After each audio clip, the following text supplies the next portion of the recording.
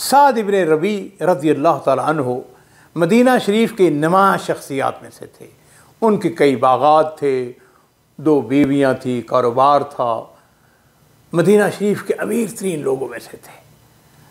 उन्होंने Abdurrahman bin of का हाथ पकड़ा, उनको अपने घर ले गए और जाके कहने लगे, अब्दुर्रहमान देखो, तुम आज से मेरे इस्लामी भाई हो, मेरे पास कितने ही बागात हैं, क्योंकि तुम मेरे मुसलमान भाई हो इसलिए आधे मेरे जो माल और दौलत है आधा तुम्हारा है आधा मेरा है।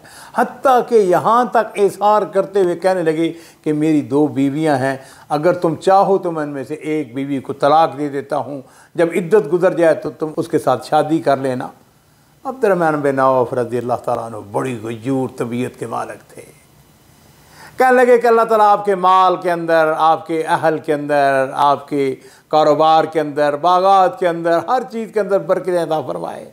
दुल्लूनी अला सूक, एक ही कलमा कहा। कहने लगे कि मुझको बाज़ार का रास्ता दिखा दें। और अब्दुर्रहमान बिन औफ वासक अपने कहने लगे कि हम ताजर लोग हैं, हमें तजारत करना आता है, बस आप इतनी मेहरबानी करें।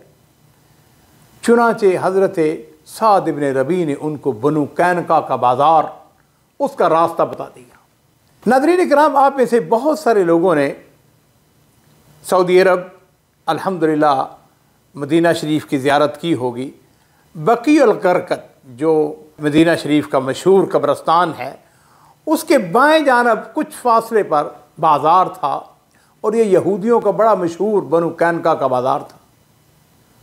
अब्दुर्रहमान बिन औफ रज़ी अल्लाह ताला अन्हु सुबह सवेरे बाज़ार में गए, शाम को जब वापस आए तो उनके पास कुछ थोड़े सा पनीर, कुछ घी था, कुछ थोड़े से सत्तू थे, कुछ खजूरें थी। इस तरह वो रोज़ाना बाज़ार में जाते और कुछ न कुछ वहाँ से कमा के ले आते।